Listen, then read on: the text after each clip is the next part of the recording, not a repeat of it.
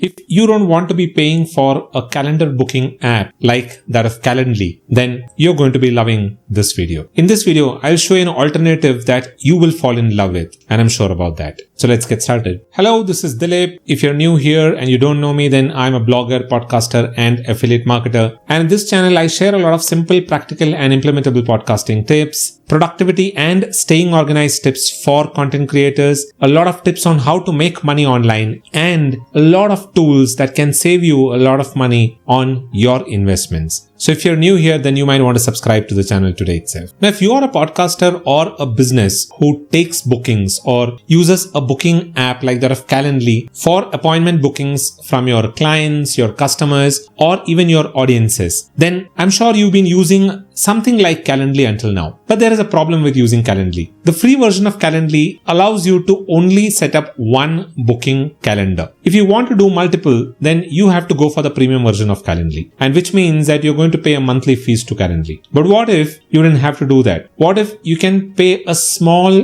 one-time charge and get a booking app that is much better than that of Calendly? That is where this video is going to help you, because I have a solution for you. And the best part, this app gives you everything like that of Calendly, but at a one-time payment, a very small payment that you'll have to make once. That is it. Want to know what that is? It is Tidycal. I've been using Tidycal for almost about 2 years now, and I'm absolutely in love with it. In this video, I'll show you a quick walkthrough of Tidycal and what are the different features that you get in Tidycal. And I'll also tell you about the pros and cons of this app once I've shown you the walkthrough. So first, let's get started by looking at the app and some of the features and how to go about creating a booking calendar on Tidycal. So let's get onto my desktop and see how it is done.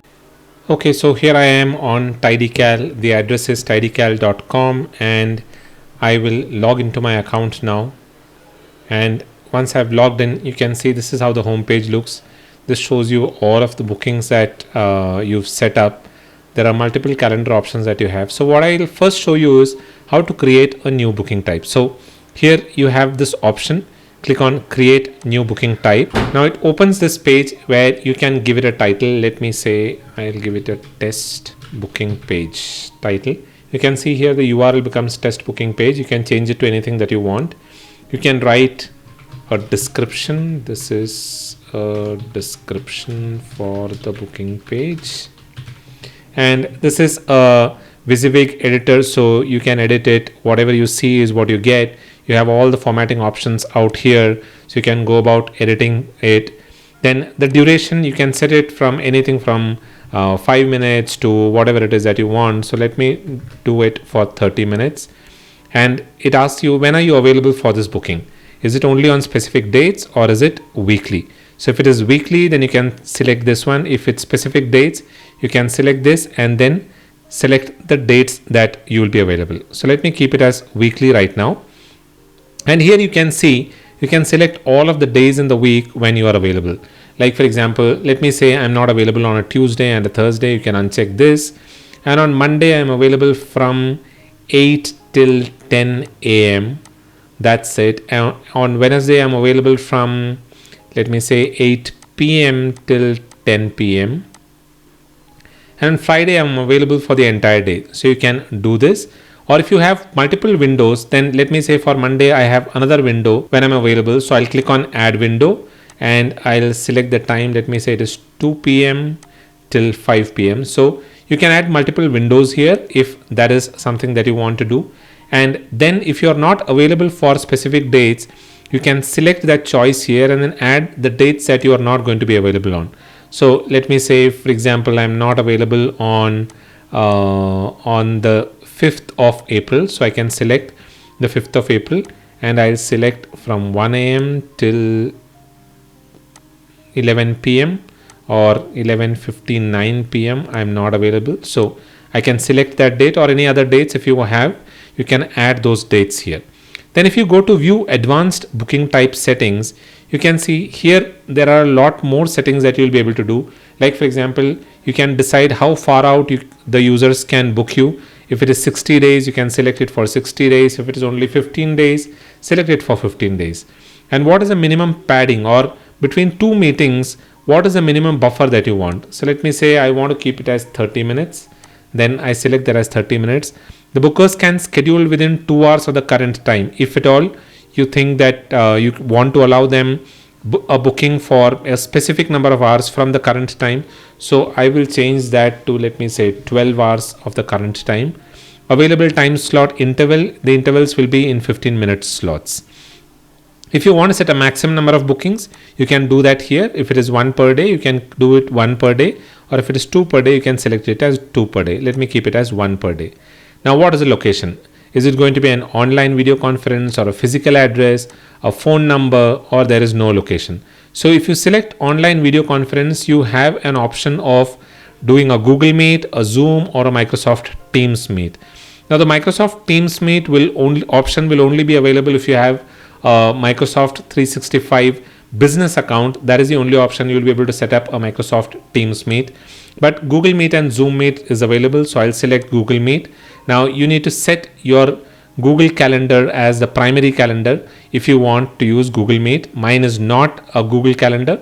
I have set up my Microsoft account as a primary calendar, so I will not be able to use Google Meet. But in that case, what I'll do is I'll create a static link. I'll create a Google Meet link and I'll just add that Google Meet link here. So it is that simple. Now you can enable group bookings if you want more than one attendee. All that you need to do is check this and you can select, let me say I have an option of booking 5 people per time slot. You can do that.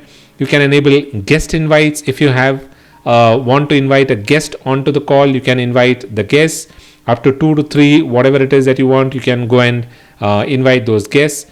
If you want to charge for this booking, here my currency is in Indian rupees. If your currency is different, you can always go and change the currency and you can enter the amount here. Let me say I'm going to charge 1,999 for this booking, and I have the option of selecting how is it that I want to go about accepting payment. It can be PayPal, Stripe, or Tidycal. These are the 3 options that are there. Now if you have any questions for your invitees, you can add those questions here. Like for example, if I'm booking a discovery call, do you already have a podcast? Then you can choose if it is going to be a radio button, a short text, a long text. Let me say I'm going to select a radio button. Yes. Add a new answer. No. And you can add another question if you want. You can delete it. You can move it. So you can do all of that here. Then you can enable a package or a recurring booking. For example, if you want to set up a consultation with your audience, which is maybe a consultation that involves about 3 to 4 different calls. So you can give them a package or a recurring booking. You can decide how many, what is the limit to the number of bookings, or you can invite how many invitees are allowed to select it. So how many dates the invitees are allowed to select. Like for example, let me say it is 5 bookings. You can limit on the same day of the week or the same day of the month or same day of the year or on any day, depending upon when you want to do that. So that's again something that you can do. You can enable custom email reminders. Tidycal sends out 2 reminders, which is 24 hours and 1 hour before the booking, to all of the people who've booked the meetings. If you want to set up a custom email reminder, you can always do that. And you can select when is it that you want to send these reminders. There are 2 options. You can choose the timing, whatever it is that you want, so that it will send out those reminders at that time. Then you can enable a custom confirmation redirect page. If you want to redirect them to a page on your website, you can always use that. Then there is an option of enabling the private mode. So the private mode is basically a mode that will ensure that this booking type is hidden from the public booking page. So if somebody comes to your public booking page, they'll not be able to find this particular booking in there. This is particularly good if you have a booking type that you only want to restrict to a specific kind of audience. Like for example, if you want somebody to opt into your opt-in form and then get access to this booking page. So in those kind of situations, you can enable this private mode. And the last one is to display on the booking types directory. Now, Tidycal has a booking types directory where you will get more attention for all of your bookings. So if you want to show off your booking on the Tidycal booking directory, then you can always check this and you can select the category in which you want your bookings to show up. And once all of that is done, I'll uncheck this and I'll hit the create booking type.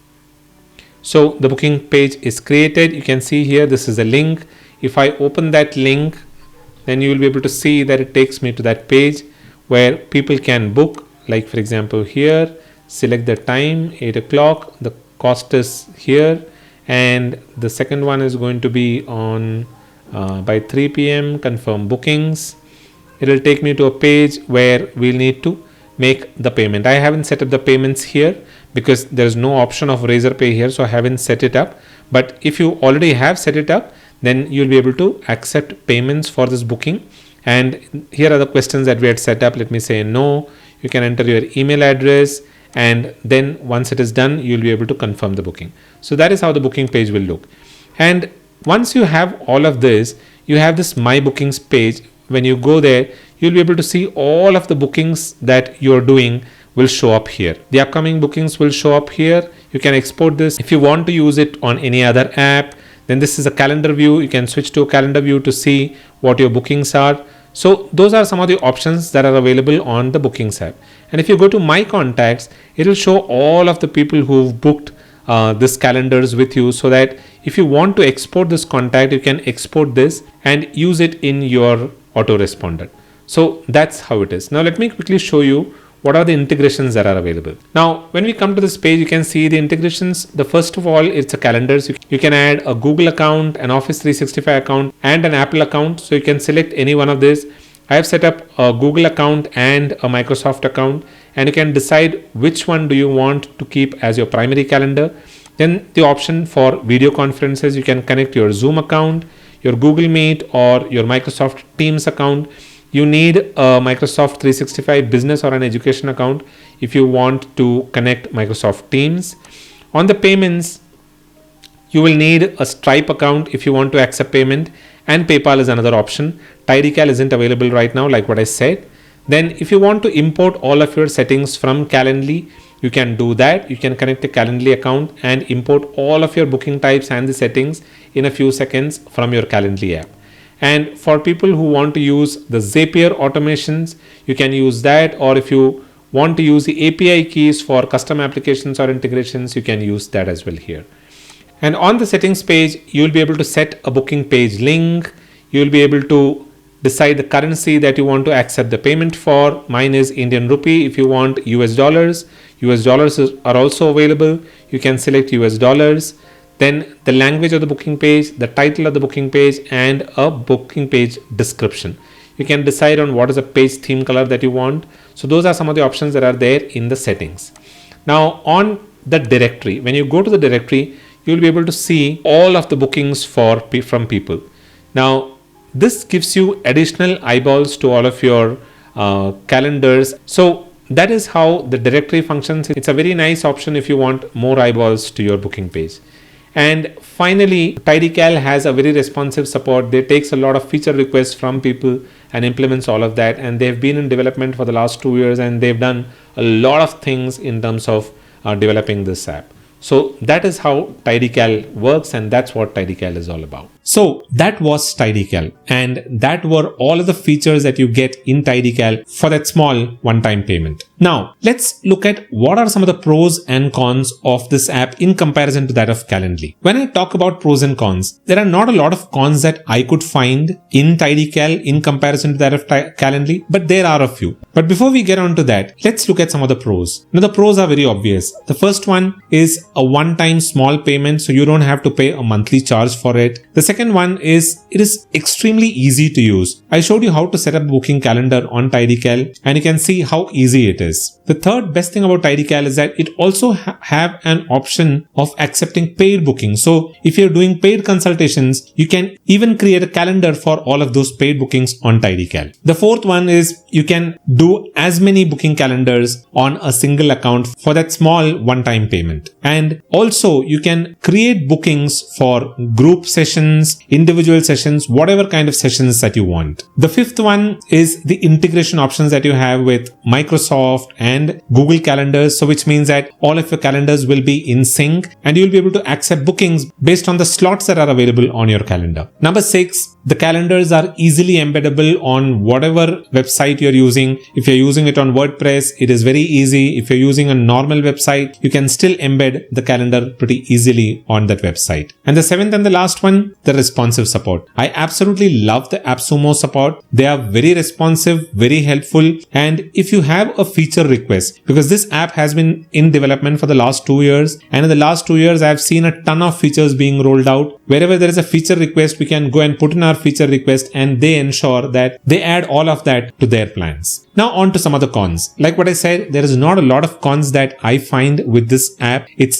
pretty easy and it's pretty straightforward. But there are two things that I find missing in Tidycal. The first one is that when it comes to integration with a lot of apps, like for example, if you use Instagram and you want to accept bookings on Instagram, Calendly is an option. Calendly and Acuity scheduling is an option that is there on Instagram, but Tidycal is something that you won't find there. So integrations with some of these apps are lacking, but I'm sure the AppSumo team will work on all of those and create those integrations in due course. But that's one con that I find in this app. And the second one is in terms of accepting payment. Now they have an integration with Stripe, and Stripe is one of the widely used payment processor apps. So they have an integration with Stripe. But the problem is that for us in India, Stripe has a lot of limitations. So it would be better if we can have integrations with some of the other payment gateways like that of Razorpay or some of the other payment gateways. And in addition to that, the second payment option that they have is using Tidycal, which has not been working as on date. But when I reached out to them, they said that they are working on it and it should soon be functional. So maybe in about a couple of months from now, the Tidycal payment option will start working. And that's a good option because that takes off all of those limitations that are there on Stripe. And if you're able to use that, then it'll become pretty straightforward. So those were the only two cons that I find with Tidycal. So that was Tidycal. And I'm sure it is going to save you a lot of money on that monthly subscription charge that you were otherwise paying to Calendly. So if you've been using Calendly, then I would say that you should switch over to Tidycal today itself and save all of those hard-earned money that you've been losing on that monthly subscription. I hope you enjoyed this video. If you did, then do give this video a thumbs up because that helps other people find this video and benefit from it. And if you're new to this channel here, then you might want to subscribe to this channel. You'll be able to find the subscribe button somewhere here. You can hit the subscribe button and don't forget to click the bell notification so that you stay updated with all of the latest videos that I release. That is all that I have for today's video. I'll be back again with another interesting discussion. Don't forget to come back the next week to see what I have in store for you. That is all that I have for this week. This is goodbye from Dilip.